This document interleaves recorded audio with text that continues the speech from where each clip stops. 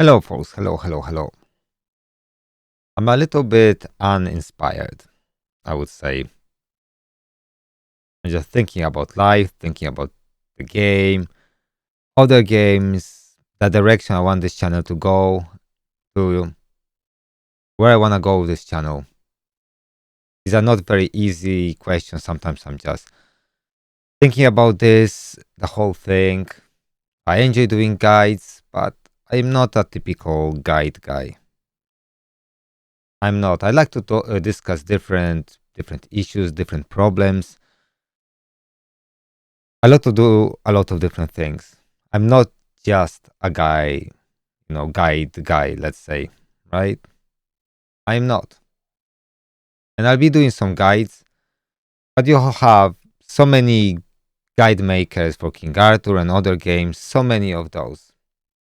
I want this channel to be like covering a lot of different topics, different games, especially in the future once I get my new PC rig on.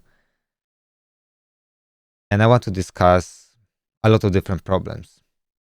For instance, how that happened that we actually are ready to spend so much money on a gacha game. And the main thing is you spend your money as you wish. And that's absolutely fine. But what I'd like to tackle is when this was normalized, that spending 1,000 on a game per, let's say, per month, or $500. When this happened, that this actually is normalized to the point that we feel like, oh, it's just normal to spend £500 on a game. Like this shouldn't be an issue. It shouldn't be an issue at all. Like the game developers shouldn't expect us to pay that much. Where's the problem lies? It's kinda thinking. I think it's a big part of the problem is our as gamers. Because let's say if we have 50 quid weapon in King Arthur, if no one would buy this weapon, probably wouldn't sell for 50 quid. It would be a 5-10 quid. So like with everything, you raise the price till, you can't raise it more. So trying to find the optimal way that how much people are willing to spend. And really, we have to spend on those games as much money, well, some people spend as much money because we just proved the developers that we are happy to pay that. So we gamers, we are, quite, taking a big part in this problem. Because we shouldn't expect free-to-play player to compete with whales. We shouldn't expect whatever. But we shouldn't be expected to pay that type of money on a pixel gacha game. Because you're not gambling with real money. It's just entertainment. You have no chance to win real money. You're paying real money to gamble for pixels. That's what we are doing, guys, when we play King Arthur or any other gacha game. We just gamble for nothing, for the entertainment, really. So if this is your entertainment, it's not like proper gambling in casino. It's not like a proper slot machine. So if we gambling for entertainment, why do we need to even gamble in the first place? We shouldn't have to. That's why I'm favorable towards products or like, let's say, monetization systems like even a monthly fee or pay for a season or company can make money just on cosmetics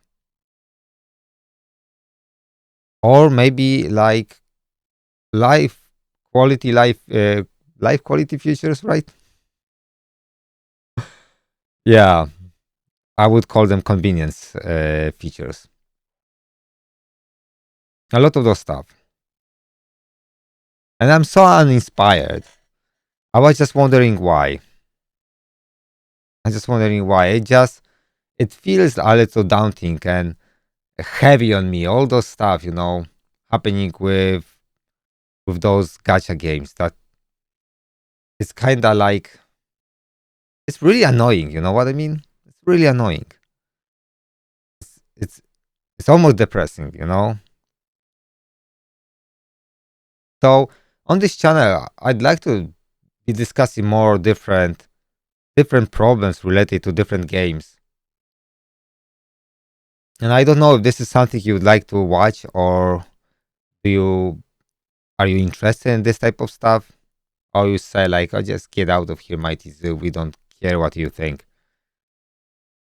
You know, trying different games, enjoying ourselves, having just fun, but also touching those more difficult subjects.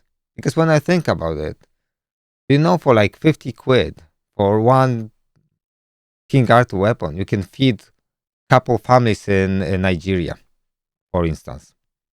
Couple families with many children, you can feed them for 50 quid. And I'm asking myself, like, I'm spending some money. I didn't spend that much, but I still spend some money, you know. And you can't help the whole world. You know what I mean? You can't help the whole world. But once you get to the point, you're spending dozens and dozens of £1,000 on just one game. I will probably never spend that money in my entire life for PC gear and all my streaming equipment and any future upgrades. I'll probably never hit that mark on just the equipment. And then you just spending on the game that probably 1 year, 2 years, you will even stop playing. And this cash is all thrown down the drain. And this is the question: is it worth it for that just temporary good feeling? Do we really have to spend, or are we expected to spend, let's say, 5,000 grand just to enjoy something? Isn't this inherently like weird, quirk? You know what I mean? It's a little bit odd, It's a little bit odd. I don't know. Maybe I'm just, over the top. Maybe I'm just blinded. I have no clue what I'm talking about. I just wanted to just lie it down from my perspective, how I feel about this, inside, how I feel about this whole situation with all the gacha games. Because I hear a lot of arguments. People say like, oh, I'm asking like why we don't have any new story driven content in those gacha games. Why King Arthur is not releasing anymore? Just cutting corners, making easy, like lazy content, right? Putting new levels with just higher stats, with enemies with higher stats, and then you beat 130 level enemies. Oh, let's slap them 334. And why, and then the excuses. Oh, it's very expensive to produce, to develop story-based content.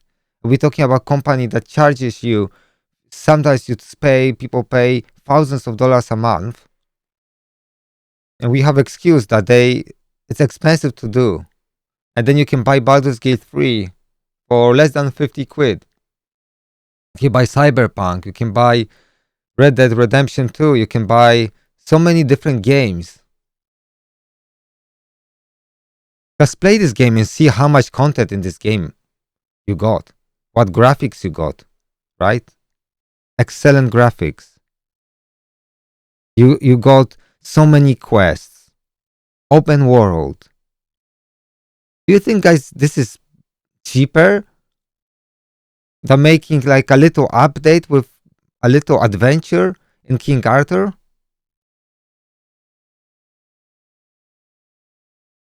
You have to stop excusing lazy developers.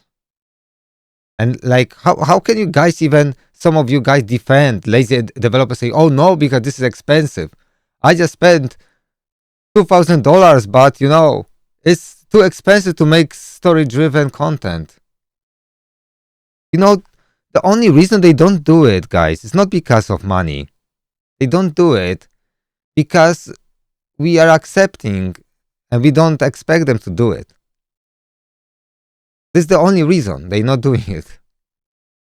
This only reason that we have to pay 50 quid for a weapon, because we accepted that price.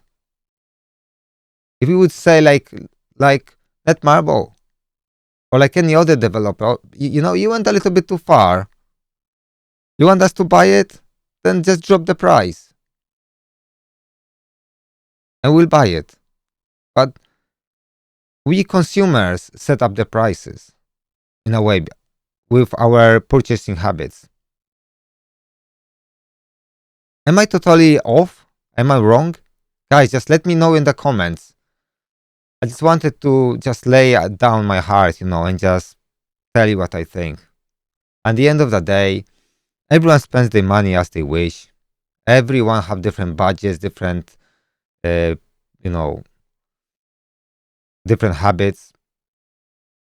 And everyone is free to do, but I just wanted to lay down this fundamental problem that we are expected, in a way, to fully enjoy a game. You need to spend, and there are people who play this game like King Arthur or any gacha game. They're really good at this game without spending, and you can do it, but it requires some luck and requires a deep knowledge of the game. You have to be really good in the game because every mistake you do is gonna punish you. If you spend your legendary master stones on a character that is not optimal, you will never get those back. And perhaps instead of having 4 different champions at C3, you could have 1 at C10 or 2 at C8 maybe, almost. And then you would probably benefit much more. I don't know, guys. Please let me know in the comments below. What do you think? You know I love you all, guys. Thank you for your support. I will be coming back with some guides and stuff. Not as many as other creators, because I am not a guide maker, guys. I just want to have discussion with you guys. I want to interact with you. I want to talk about all those, let's say social issues, right? Or gaming issues, or gaming challenges. Thank you very much. Leave the comment below. Right? If you have nothing to say, just leave a emoji. And share this video with your father's brother's nephew's cousin's former roommate.